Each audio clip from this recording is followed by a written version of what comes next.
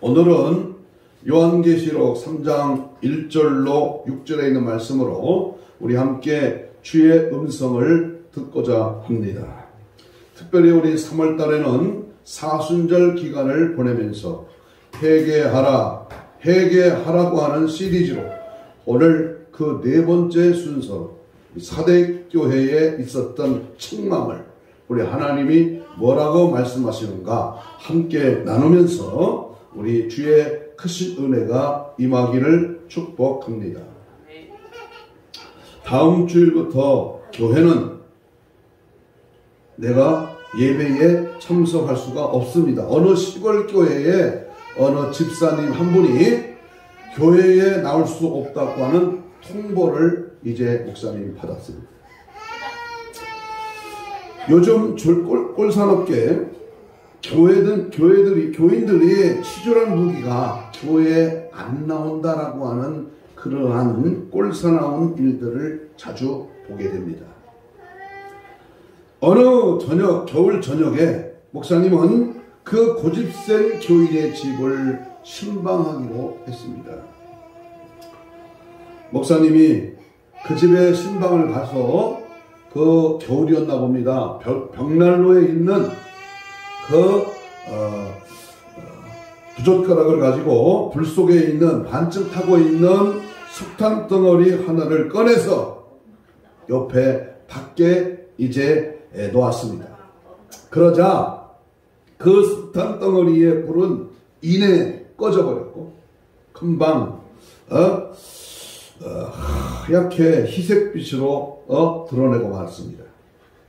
물론 벽난로 속에 있는 그러한 석탄 덩어리들은 여전히 활활 타고 있었지만 그 불난로 안에 있는 석탄을 꺼내 놓았던 이 분리된 석탄 조각은 금세 죽어버리고 식어버리고 말았다 그 말입니다. 이 광경을 보고 있던 바로 이 집사는 다음 주일에 교회 예배에 참석하겠습니다. 여러분, 뭔 말이 필요하겠습니까?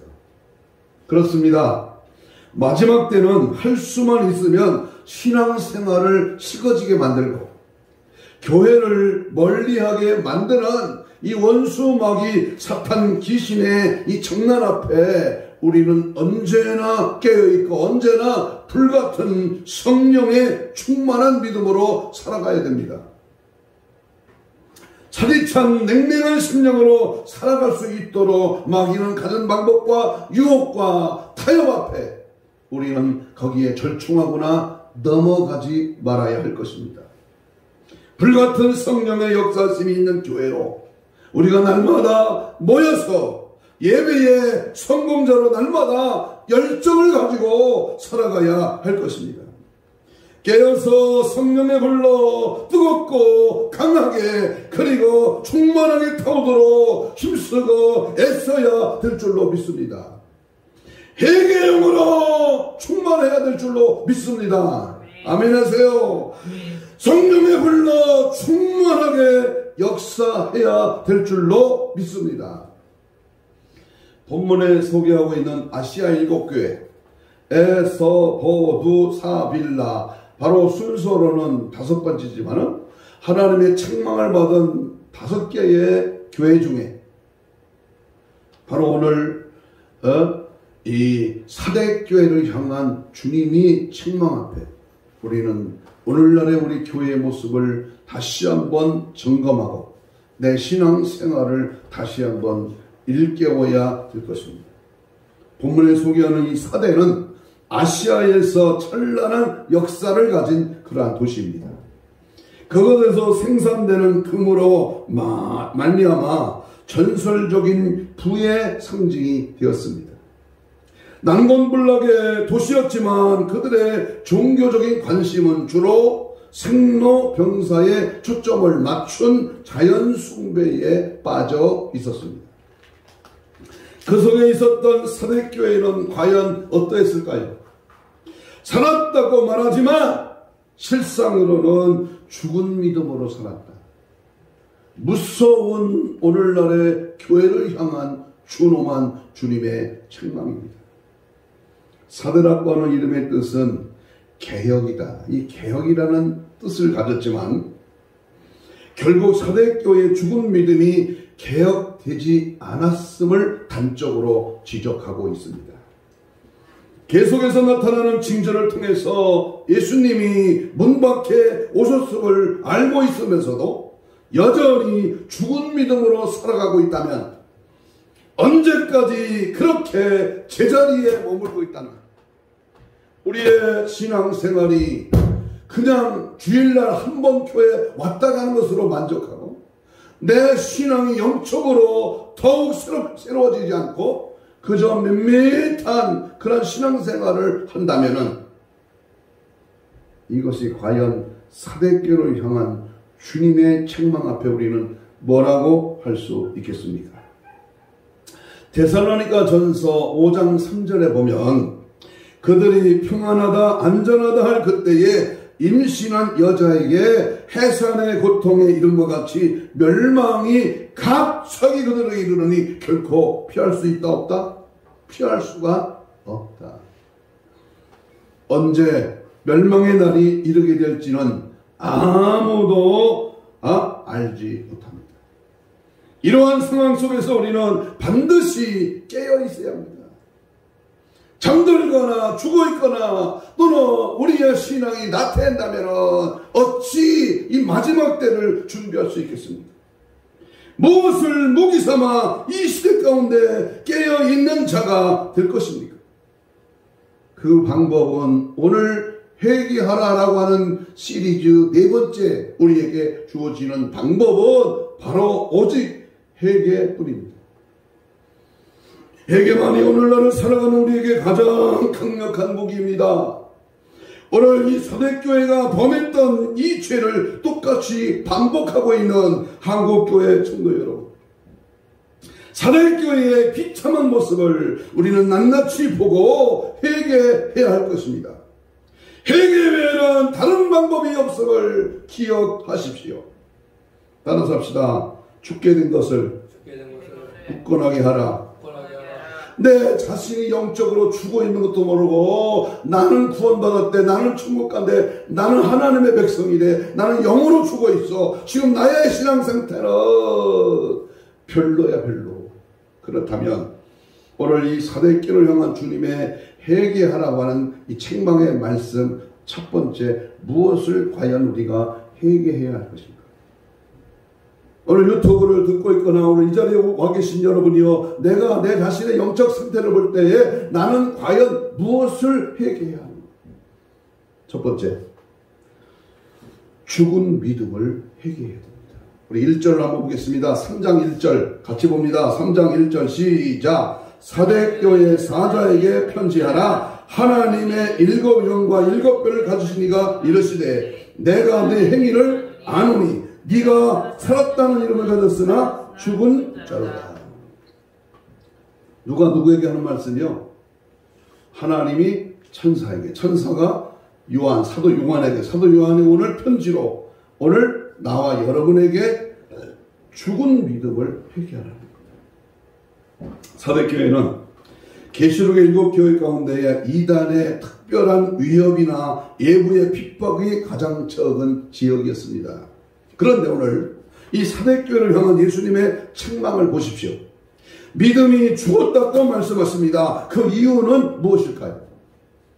다른 교회처럼 이단과의 분쟁이 있는 것도 아니고 핍박도 당하지 않았다면 더욱 진리 가운데에 살아 있어야 하는 것이 아니겠습니까? 결국 그 안전함과 평안함이 올무가 된 것입니다. 여러분, 뭐 때문에 신앙이 죽습니까? 안전함과 평안함. 결국 이 사대교회는 등 따스고 배부른 삶을 살다 보니까 믿음이 죽어버리고 만 것입니다. 결국 사대교회는 어떠한 상황에 처했습니까? 과거의 명성만이 남아있을 뿐 생명이 없는 죽은 교회로 전락하고 말았습니다. 사대교회의 죽은 믿음을 통해서 우리가 발견해야 할 것이 무엇입니까? 여러분 한번 성경을 나에게 한번 비춰보세요. 나는 혹시 죽어있지 않는가? 몸뚱이는 살아있어, 육신은 살아있어. 그런데 영적으로 지금 병들어 있는가? 영적으로 지금 잠들어 있는가? 영적으로 지금 죽어가고 있는가? 자신을 한번 비춰보세요. 너무 안전한 것도 믿음 생활에 방해가 된다는 사실을 우리는 확실히 알아야 됩니다. 뭐가 방해된다고요? 뭐가 방해돼? 안전한 것, 평안한 것, 적당한 것, 이 세상에서 안주하려고 하는 마음. 여러분 안주하지 마십시오. 상황 속에 안주하는 것은 하나님으로부터 멀어지게 만듭니다. 사대교회처럼 싸늘한 시체가 되고 싶으십니까? 형식과 모습만이 전부가 아닙니다. 그 안에 예수 그리스도를 향해 불타오르는 뭐가 있어야 된다? 믿음이 있어야 돼요. 불타오르는 열정, 최선, 정말로 주님 앞에 적극적인 신앙생활. 여러분 보세요. 사대교회에는 형식만 남아있을 뿐 내적으로 신령한 모습을 상실했습니다. 우리 예수님은 이러한 사대교를 향하여 회개하라고 촉구하고 계십니다. 예수님의 그 음성은 1차적으로 사대교회를 향하지만 2차적으로는 우리들을 향하고 있음을 기억하십시오. 세상의 문화에 젖어 안락함을 누리다가 믿음이 무엇인지 잃어버린 어리석은 성도 여러분, 여러분이 바로 사대교회의 주인공입니다. 여러분들을 향한 예수님의 외침을 들으십시오. 회개하라. 주님 앞으로 다시 돌아오라. 돌아와. 돌아와. 어서 돌아오라. 두 번째 무엇을 회개됩니까? 행위에 온전한 것을 찾지 않는 죄를 회개하는 겁니다. 2절 읽겠습니다. 2절 시작. 너는 일깨어 그 남은 바 뭘 죽게 된 것을 굳건하게 하라. 내 하나님 앞에 내 행위에 온전한 것을 찾지 못하였노라. 오늘 2절의 말씀이 오늘 네 번째 회개하라의 주제의 말씀입니다. 여기 온전함의 의미는 절대적인 의미에서 완전함이 아니라 인간이 행할 수 있는 한계 내에서의 온전함을 말합니다. 이것은 비록 사대교회가 외적으로 보기에는 풍성하며 모든 것을 다 갖추었다고 할지라도 하나님의 기준에서 보시기에는 허망하였음을 극명하게 보여줍니다. 네가 사대죄야? 내가 네 아버지가 목사야? 너는 큰 교회 교인이야? 내가 네 교회 담임하고 있는 목사님이 굉장히 유명한 부흥사야? 텔레비전의 스타야?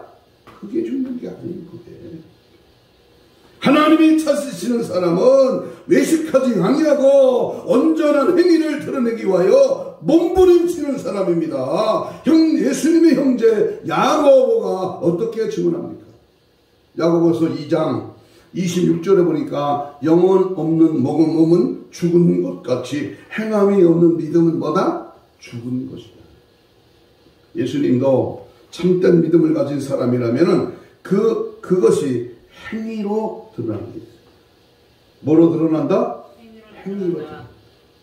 스펙이 좋고 가문이 빵빵하고 아버지도 어머니도 잘 믿고, 그러나 너의 행위를 너의 행위로 드러난다.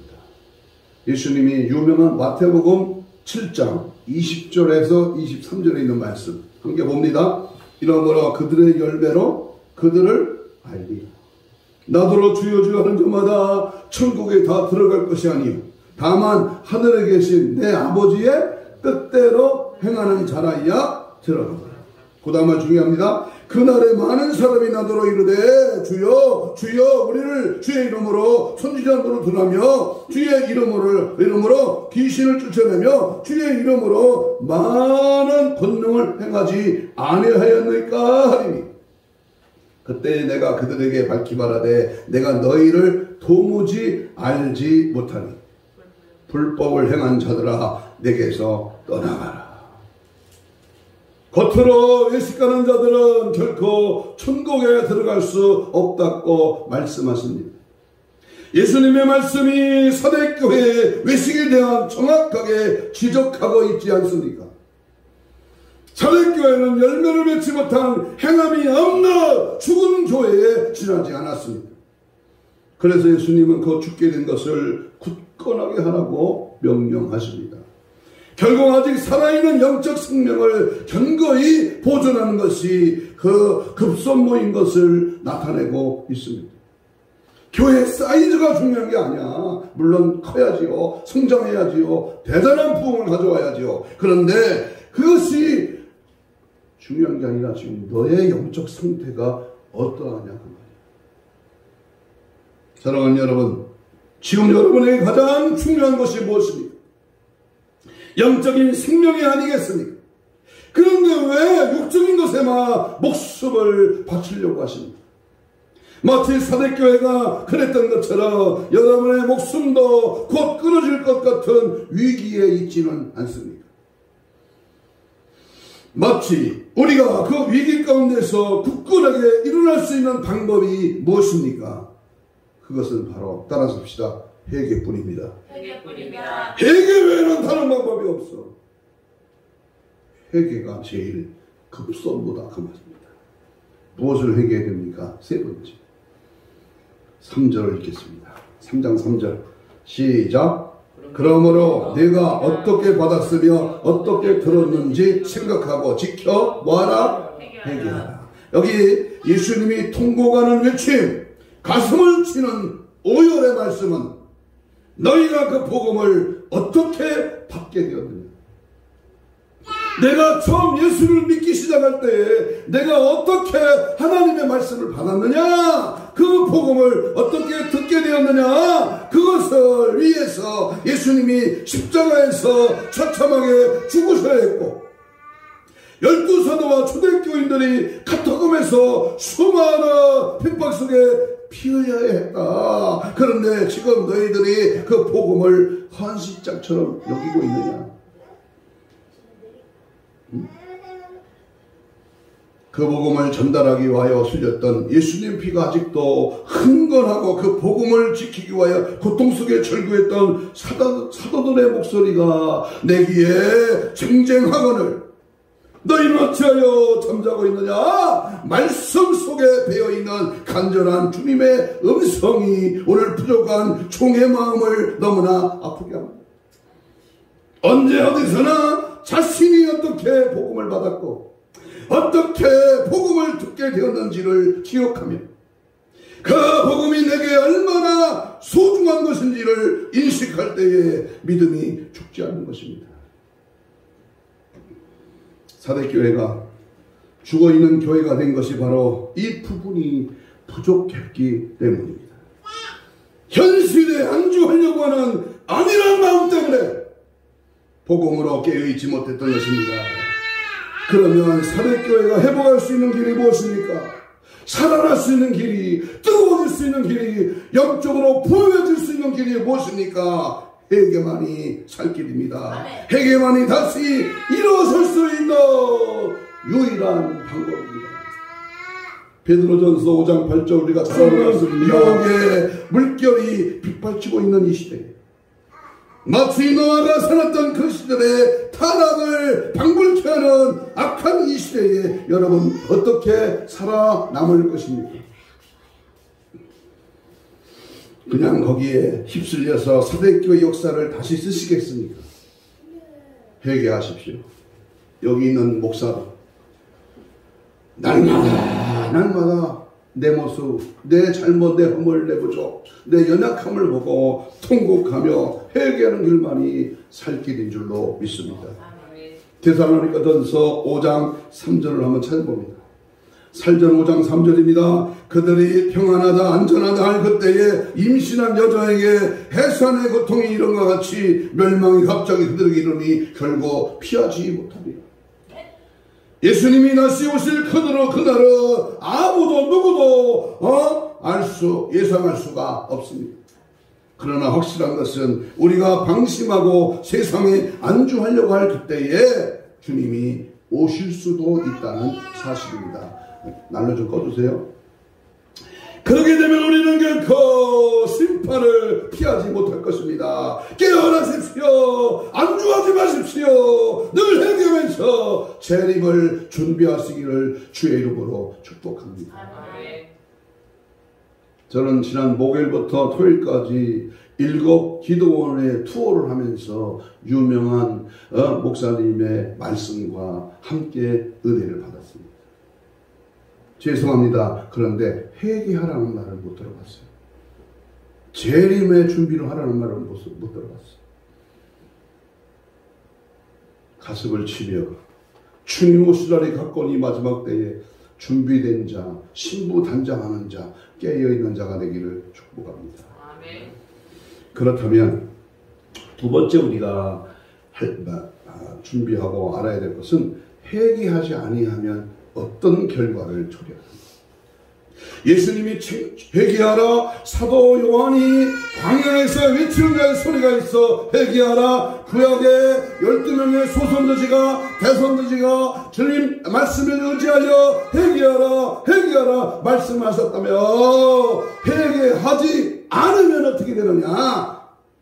3절을 다시 보면 3절 만일 일깨하지 아니하면 뭐같이 이른다?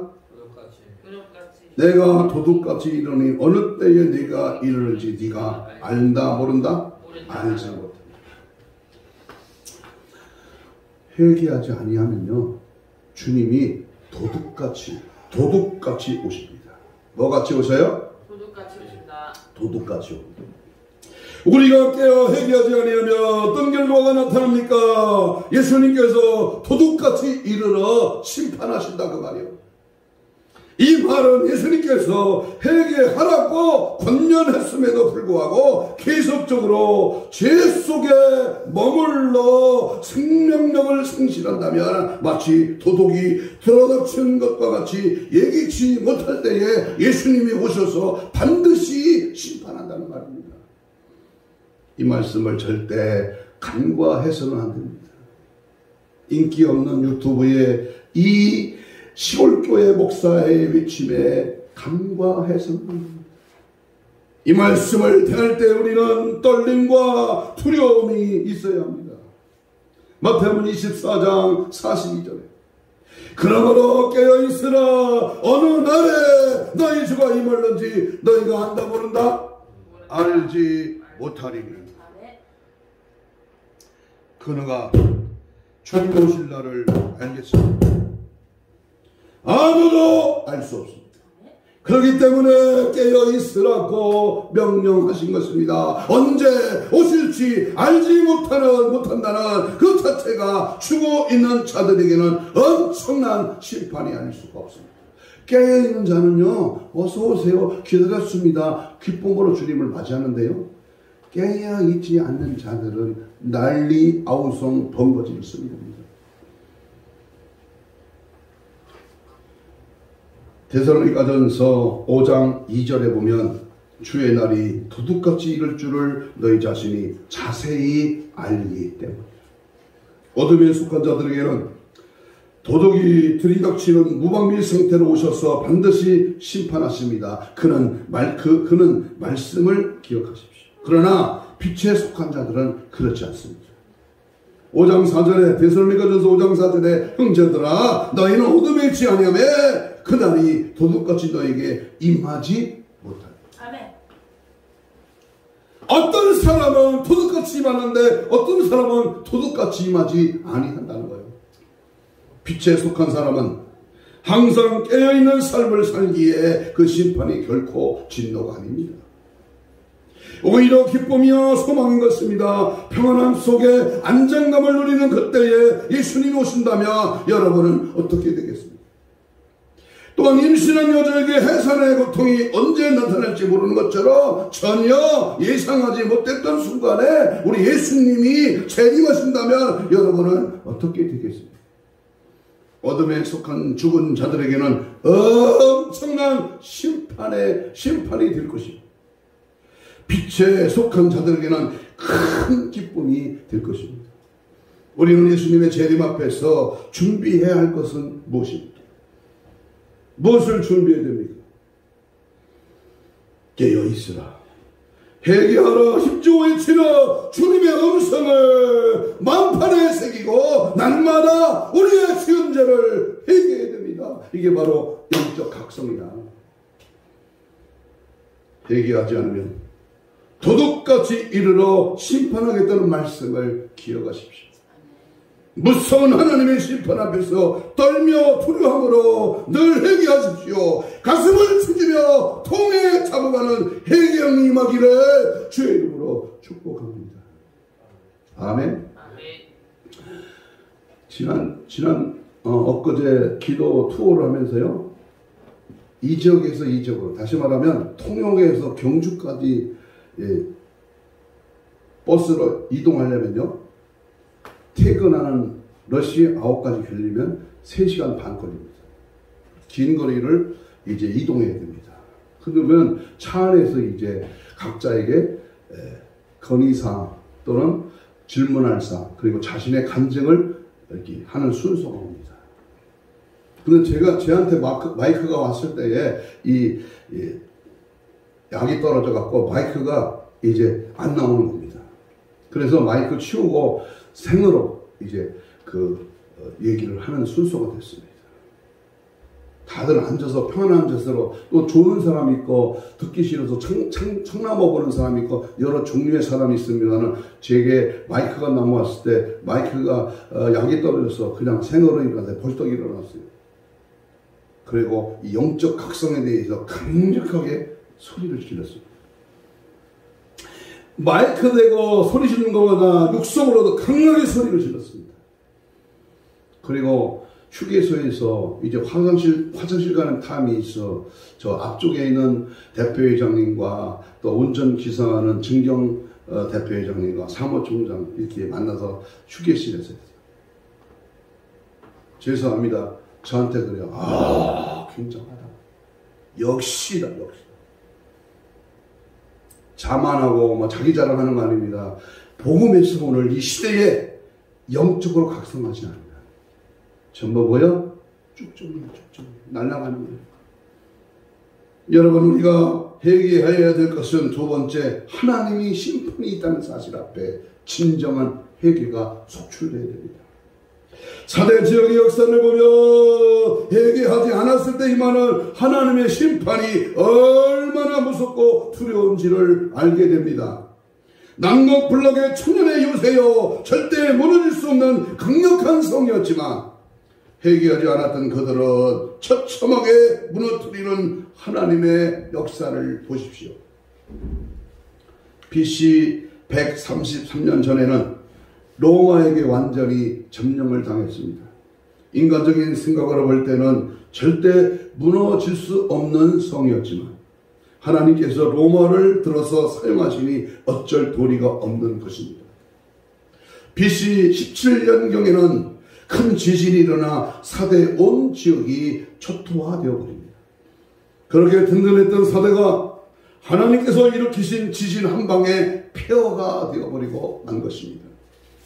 이것을 복귀하기 위하여 로마의 티베리우스 황제가 통치할 당시에 100만 달러의 손실이 났습니다. 이것은 그때 당시에 엄청난 돈이었습니다. 그뿐만 아닙니다. 도시를 보수하는 5년간은 폐허의 상태에 있었기 때문에 세금도 내지 못하는 불고와 같은 도시였습니다. 하나님의 심판이 얼마나 무섭습니까? 얼마나 두렵습니까? 언제 다시 일어날지 모르는 그 무서운 심판 앞에서 우리가 해야 할 일이 무엇입니까? 철저하게 무릎 꿇고 회개하는 것입니다. 내 조국 대한민국도 마찬가지입니다. 이 나라가 회개하지 않고 연일 방탕과 연일 죄악과 연일 타락과 연일 하나님의 뜻을 거역하고 배역하며 성경에 없는 사상의 이념에 물들어 하나님의 뜻을 저버린다면 가차없이 심판의 채찍이 대한민국을 가해질 것입니다.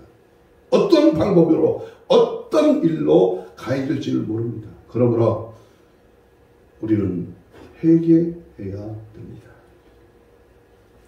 세 번째, 회개하지 않음으로 심판받은 자들의 모습을 살펴볼 필요가 있습니다. 성경에는 회개하지 않음으로 심판받은 사람들이 여러 등장합니다. 오늘은 세 사람만 소개합니다. 그 중에 나도 저들과 같지 않은가를 한번 살펴보십시오. 첫째, 소돔과 고모라 성의 백성들입니다.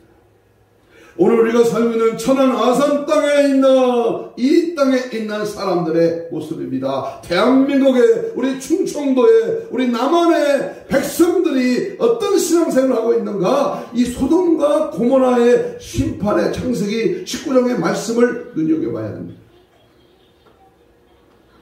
하나님 앞에 극악한 죄를 짓고도 회개하지 아니했던 소돔과 고모라 성의 백성들은 어떻게 되었습니까? 창세기 19장 24절로 25절의 말씀을 보십시오. 여호와께서 하늘의 곧 여호와께로부터 유황과 불을 소돔과 고모라에게 비같이 내리사 그 성들과 온 들과 성에 거주하는 모든 백성들과 땅에 난 것은 다 엎어 멸하셨다. 한번 따라서 해봐요. 다 엎어 멸하셨다. 불심판을 받아 처참하게 멸망했습니다. 모든 백성들뿐만 아니라 땅에서 난 곤충도 잡초도 생물도 모두 다 멸하신 것입니다. 얼마나 극심한 심판이란 말입니까? 회개하지 아니한 자에게 내려지는 심판은 이렇게 절망줍니다. 봐주는 거 없어요. 넘어가는 거 없어요. 하나님의 심판은 가차없이 이 땅에 생명 가진 존재는 싹 쓸어버립니다. 마치 로마 폼페이 도시가 멸망받듯이. 두 번째 인물은 탐욕에 젖어 하나님의 명령을 어긴 아간이라는 사람입니다. 아간. 그는 어떤 심판을 받았습니까? 여호수아 7장 25절에 보면 여호수아가 이르되 네가 어찌하여 우리를 괴롭게 하였느냐? 여호와께서 오늘 너를 괴롭게 하시려니 온 이스라엘이 그를 돌로 치고 물건들도 돌로 치고 불살랐다. 아간에게는 분명히 회개할 기회를 주셨습니다. 무슨 기회요? 회개할 기회. 그냥 맥없이 심판하시는 하나님이 아니야. 기회를 준다는 거예요. 기회를. 그러나 강팍했던 아간은 돌이키지를 않았습니다. 회개의 기회를 잡지 못한 자는 반드시 심판을 받게 됨을 기억하십시오. 여러분, 아간의 말로가 어땠습니까? 돌에 쳐 죽임을 당했습니다.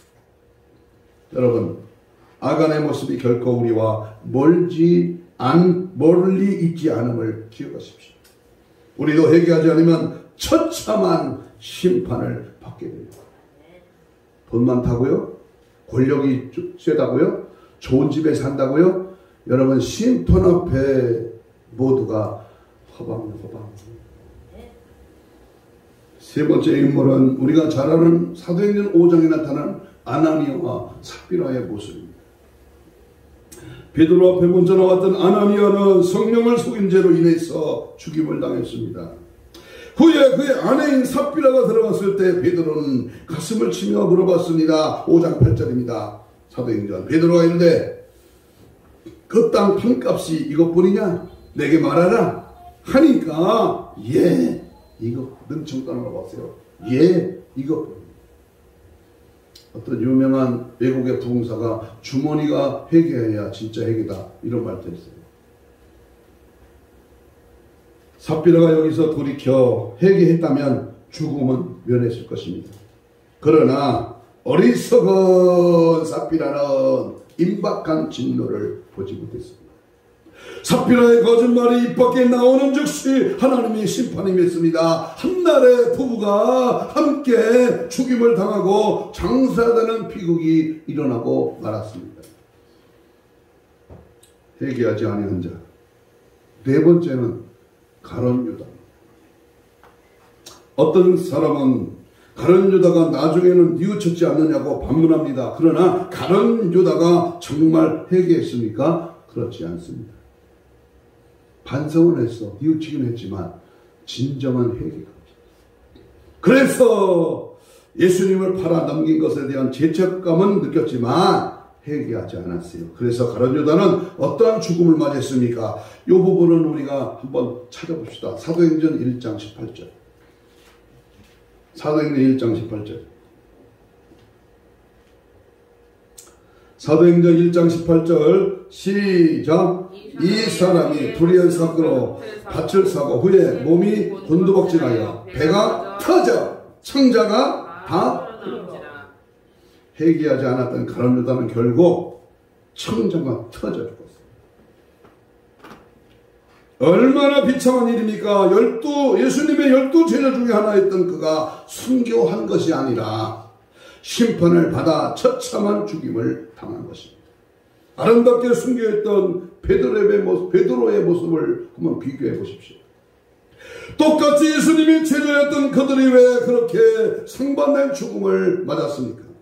분명하게 말하겠습니다. 회개하지 않았기 때문입니다. 베드로는 비록 예수님을 부인했지만 통곡하며 회개했습니다. 마태복음 26장 75절에 심히 통곡하였더라.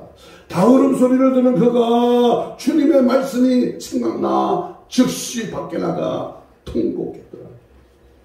그러나 그럽니다는 회개하지 않았습니다. 회개의 올무가, 회개의 유무가 인생을 완전히 바꾸어 놓았던 것입니다. 연약함으로 인해 죄를 지었으니까 기회가 주어진 지금 당장 하나님 앞에 나와 목을 놓아 부르짖음으로 회개하십시오. 회개한 자만이 천국 갈 것이요 회개하지 아니한 자는 지옥에 떨어질 것입니다. 회개의 유무로 충만하시기를 축복합니다. 아멘. 그러면 세 번째 마지막으로 회개하는 자에게는 어떤 축복이 많은가? 우리 5절을 읽겠습니다. 계시록 3장 5절입니다. 시작. 이기는 자는 이와 같이 뭘 입을 것이요? 흰옷을 입을 것이요 내가 그 이름을 생명책에서 결코 지우지 아니하고 그 이름을 내 아버지 앞과 그 천사들 앞에서 뭐하리라? 시인하리라. 회개할 때 주시는 축복은요, 첫째가 흰옷을 입니다. 흰옷을 입기 위해서 먼저 이기는 자가 되어야 됩니다. 이만희가 이기는 자가 아니라 속지 마세요. 사람이 이기는 자가 아니야. 응? 무엇을 이겨야 하느냐? 당시에 사대교회를 죽게 만든 원인은 세상과 타협하고 안주하려고 하는 것으로부터 이기라는 거예요. 그걸 이기라는 거예요. 다시 말하면 죄와 싸워 이기라는 거예요. 죄와. 응? 그러면 어떻게 승리할 수가 있습니까? 회개를 통해서만 승리할 수 있습니다. 회개의 신앙이 없이는 우리를 향한 대적에 오는 마귀의 세력 앞에 굴복할 수밖에 없습니다. 회개는 영적 전쟁에서 반드시 승리할 수 있는 무기입니다. 무기. 회개를 두 손 들고 회개를 통해서 승리하시기를 바랍니다. 회개하면 승리한 자가 있게 되는 것이 바로 흰옷입니다. 그 흰옷이 무엇을 의미합니까? 이것은 성결. 다시 말하면 그리스도의 속죄로 인한 의를 뜻합니다. 회개로서 승리한 자들은 속죄를 받고 흰옷을 입게 된다는 것입니다. 어떤 목사님 아들이 감리교 목사님 아들인데요. 이름을 성결이라고 줬어. 성을 잊어먹었네. 유튜브 어디 방송인가 잠깐 들었는데요. 박씨라면 박성결. 나중에 자기가 깨닫고 은혜 받고 보니까 그렇게 그 이름이 좋더라는 겁니다. 어렸을 때는 놀림받았죠. 성결함. 요한계시록 7장 9절에 봅니다. 이 일 후에 내가 보니 각 나라와 족속과 백성과 방언에서 아무도 능히 쉴 수 없는 큰 무리가 나와 흰옷을 입고 손에 종려가지를 들고 보좌 앞과 어린 양 앞에 서서. 흰옷은 어떤 에게 주어진다고 했습니까? 회개한 사람에게 주어진다. 결국 회개하여 흰옷을 입은 사람은 천국에 들어가게 되는 것입니다. 3장 4절을 보겠습니다. 4절.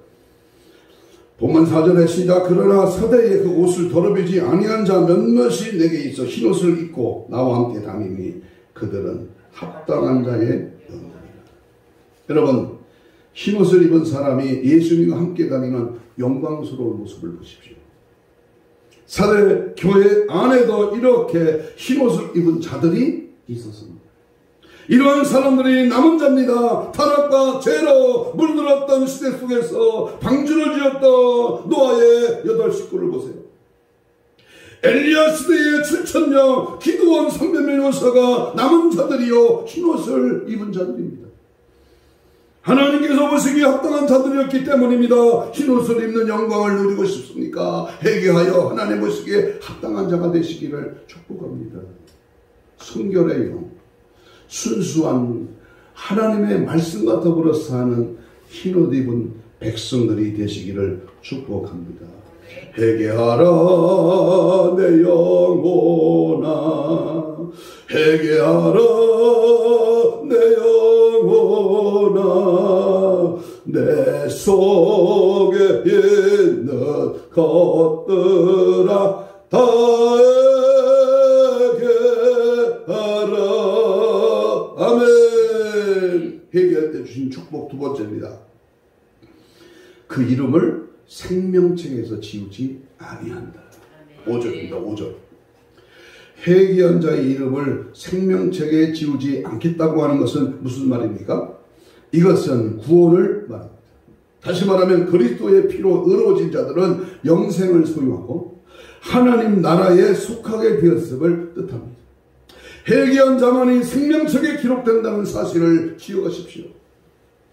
또한 회개한 자만이 하나님 나라에 속하게 될 생명을 소유합니다. 일시적인 육의 생명을 위하여 근심하고 걱정하지 마십시오. 영원한 영혼의 문제를 위해 고민하고 예수 그리스도를 위해 근심하고 예수 그리스도의 생명을 소유하십시오. 우리의 신앙을 점검하기 위해서 항상 회개의 영이 있는가? 그런 질문을 던져야 합니다. 하루하루 살아가면서 짓게 되는 죄를 진심으로 회개하고 있습니까? 아니면 죄를 지어도 사대교회처럼 평안하게 아무 일도 없었던 것처럼 행동하고 있습니까? 회개의 영이 살아있는 자가 충성된 신앙을 가진 그러한 사람입니다.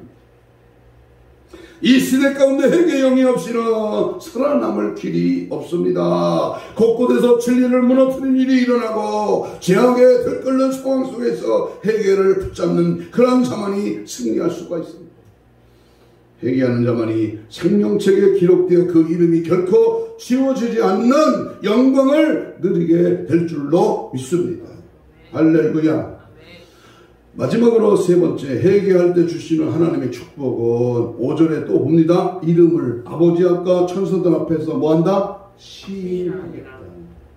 여기서 시인한다고 하는 말은 법정에서 증언하는 것을 의미합니다.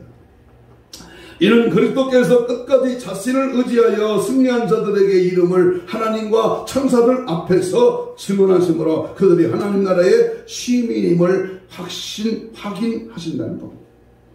마태복음 10장 32절에 보면 누구든지 사람 앞에서 나를 시인하면 나도 하늘에 계신 내 아버지 앞에서 그를 시인할 것이다. 그러면 이러한 증언이 나타나는 것이 어디입니까? 바로 천국입니다. 이 사람이 땅에서 살 때, 육신으로 살 때 이 자가 바로 나를 믿고 나를 따라왔으며 나의 이름을 시인하고 내 말씀대로 준행했다. 하늘에서 저 천사가 나를 시인한다. 그 말이에요. 얼마나 멋있는 말입니까? 결국 본문에서 말하는 시인은 천국에 들어갈 것을 말해줍니다. 회개하는 자에게 주시는 최종적인 축복은 영광스러운 천국에 들어가게 되는 것입니다. 거기서 천국에서 만나보자 그날 아침 거기서 며칠 후 요단강 건너 만나니 돌아갈 내 고향 하늘나라. 여러분, 이 장성곡이 얼마나 우리에게 힘을 주십니까? 한 사람의 짧은 예를 드리고 말씀을 마치려고 합니다. 서울 구치소 경비교도대장을 역임했던 박효진 장로님의 간증입니다. 윤도용이라고 하는 사형수를 집행할 때 있었던 얘기입니다. 윤도용. 세상에서 사람을 몇이나 죽이고 예수 없이 방탕하며 세상에 빠져있는 이 험악한 사형수의 마지막 죽음 앞에 당신은 무엇이라고 마지막으로 유언을 남기겠습니까? 교도소장의 질문입니다. 제 유언을 말씀드리겠습니다. 제가 마지막 부탁은 여기 계신 모든 분들이 제가 믿는 하나님을 믿으시기를 바랍니다. 그것이 유일한 나의 마지막 유언입니다. 짐승처럼 살다가 죽겠다고 마음 먹었지만, 짐승처럼 살다가 짐승들을 죽겠다고 마음 먹었으나 여기서 하나님을 만났습니다. 만나고 나니까 지금까지 제 손에 죽은 억울한 피해자들의 유가족을 위하여 남몰래 기도해왔습니다. 오늘 나는 천국에 갑니다. 거기서는 그들의 유가족들을 위해서 내가 역시 기도하겠습니다. 천국에서 다시 한번 저를 만나 주십시오. 천국에서는 사형수가 아니라 죄 없는 하나님의 아들로서 여러분을 만날 것입니다. 사형의 오락줄이 목에 걸리고 밑에 의자가 빠지면서 윤동이는 목에 매달려, 줄에 매달려 3분도 채 가시기 전에 그는 죽고 말았습니다. 사형을 집행했던 바로 이 교도관 박효진 장로님은 얼른 내려가서 아직도 피가 뜨뜻하고 아직도 숨쉬는 것 같은 그 시체를 끌어안고 얼굴에 뺨을 비비면서 도영아 도영아, 아버지의 마음으로 끌어안고 울다가 한참 후에 보니까 아직도 목에 밧줄이 걸려있어 울면서 목에 있는 동아줄을 풉니다. 반쯤 풀다가 가슴이 젖혀지니까 한쪽 손에 한쪽 손을 쳐들고 하나님께 기도합니다. 하나님, 이 세상의 사람들은 도영이를 용서할 수 없어 이렇게 목을 매달아 죽였지만 저희들은 예수님의 이름으로 이 목에 걸려있는 사망의 밧줄을 풀어냅니다. 하늘을 향해 뜨겁게 기도드리는 이 장로님은 도영이의 두 권을 벗겨내고 급밤에 자신의 뺨을 비비면서 울부짖었습니다. 사형수의 죄를 범한 그 죄가 들킨 죄요, 오늘 우리는 들키지 않은 죄이요, 사형수보다도 더 비참하고 더 타락한 인생들을 향하여 오늘 주님은 회개하라고 하는 기회를 주고 있습니다. 사형 집행을 당해 죽어가면서도 천국에 들어갈 것이라고 확신했던 바로 이 윤도영의 모습을 보십시오. 그가 회개했기 때문에 그렇게 당당할 수가 있는 것입니다. 회개가 얼마나 위대한 것인지를 알아야 합니다. 어떤 죄라고 할지라도 하나님 앞에 진실한 마음으로 회개하며 주님은 용서해 주십니다. 그리고 그에게 흰옷을 입히시고 생명책의 이름을 기록해 주십니다. 회개의 신앙으로 놀라운 축복을 누리는 저와 여러분이 되시기를 주님의 이름으로 축복합니다. 이 시간 주의 말씀을 기억하면서 우리 다시 한번 하나님 앞에 뜨거운 마음으로 회개할 기회가 자주 오는 게 아닙니다. 우리 하나님 앞에 도영이 같은 사형수도 회개할 때 천국으로 인도하셨는데 하물며 우리 이 시간 말씀 받고 회개할 때 우리의 모든 더러운 죄를 깨끗하게 씻어주실 줄로 믿습니다. 주여, 회개용을 부어 주옵소서. 혼이라도 남김없이 나의 더럽고 추잡한 모든 죄를 예수의 피로 정결하게 도말하여 주옵소서. 이대로는 안 됩니다. 알고 지은 죄, 모르고 지은 죄, 행동으로 마음으로 지은 더러운 죄는 예수로 명하노니 떠나갈지어다. 떠나가라. 뜨겁고 간절하게 가슴을 치며 통곡하며 부르짖으며 두 손을 번쩍 들고 진심으로 회개하는 시간을 갖겠습니다. 딴 거 하지 마세요. 딴 거 하지 마세요. 주여, 이 시간 2분밖에 안 걸립니다. 주여 부르면서 동의하며 뜨겁고 간절하게 주여 삼창 기도합니다. 주여, 주여, 주여, 용서하여 주옵소서. 내 내가 잘못했습니다. 나는 죄인입니다. 주님이 필요합니다. 성령님 오시옵소서. 성령의 나의 회개형을 부어주옵소서. 간구함을 다하여 주옵시며 주님 심판대 앞에 설 때에 잘한다 칭찬받는 어렵고 복된 주님의 자녀 되기를 원합니다. 내 입술로, 내 행동으로, 내 생각으로 나의 모든 잘못과 부족과 연약함을 주님 용서하여 주옵소서. 교만한 죄, 아버지여 자기의 용을 드러낸 죄, 하나님 없이 세상과 짝겠던 죄, 하나님이여 우리의 전대판 우상, 핸드폰 앞에 정신없이 살았던 죄, 하나님 용서하여 주옵소서. 회개의 기회를 주사오니 동의하며 잡아가며 가슴을 찢으며 하나님 용서하여 주옵소서. 나의 죄를 씻어주세요. 나의 죄를 씻어주옵소서. 예수의 피로, 예수의 피로, 예수의 피로 정결하게 정결하게 십자가 모여, 십자가 모여, 성령의 불칼로, 예수의 피에 불화살로 하나님을 아버지 낱낱이 치거내 낱낱이 회개 합당한 열매를 맺고 그리스도의 참사람으로 하나님의 놀라운 주의 백성으로 살아가기를 원합니다. 예수의 이름으로, 예수의 이름으로 모든 저주받은 귀신아, 다른 죄악들아, 잘못된 모든 불의한 것들아 떠나가라, 떠나가라, 떠나갈지어다, 떠나갈지어다, 떠나갈지어다. 예수의 피로, 예수의 피로 정결한 것 하시고 그리스도의 여러 눈으로 충만하게 하옵소서.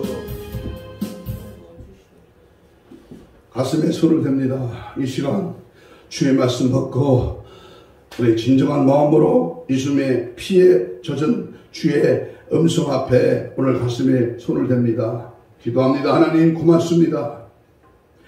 나에게 수많은 날들이 있고 지금까지 살아온 신앙의 여정이 있습니다. 그러나 오늘 나의 죄를 청산하지 않는다면, 내가 주님 앞에 죽어있고 가증되고 형식적이고 바리새인 같은 현대판 우상을 버리지 않는다면, 나는 아직도 하나님을 속이고 남몰래 짓는 생각, 마음, 행동을 다시 한번 주님 앞에 내려놓지 않는다면 우리는 처참한 지옥의 불길이 나를 기다리고 있다는 사실 앞에 하나님 앞에 이 시간 마음을 다하고 가슴을 찢으며 통회하고 잡아가는 그리스도의 참사랑을 깨닫게 되었습니다. 주여, 너 기도로, 말씀으로, 성령으로 나의 모든 죄악들이 낱낱이 제거될지어다, 깨끗한 받을지어다, 새로워지는 주의 은혜가 임할지어다. 심줄과 근육과 세포와 조직과 마디와 연골과 피부는 정상으로 회복될지어다. 채찍에 맞음으로 나음을 입은 주여, 이 시간 주님의 피 묻은 손을 얹습니다. 헌신, 육적인 아버지여, 영적인 혼적인 모든 질병의 세력아 예수 이름으로 떠나갈지어다. 떠나가라, 떠나가라, 떠나가라, 떠나가라, 떠나가라, 떠나가라, 떠나가라. 다시 한번 예수 이름으로 명하네. 모든 질병의 세력, 악한 원수마귀 사탄 귀신으로 지금 즉시 떠나갈지어다. 떠나갈지어다. 떠나갈지어다. 떠나갈지어다. 오직 예수로, 오직 예수의 피로 젖어 주의 은혜와 성령으로 살아가게 하옵소서. 감사하오며 예수님 이름으로 기도하옵나이다. 아멘. 284장 찬송입니다.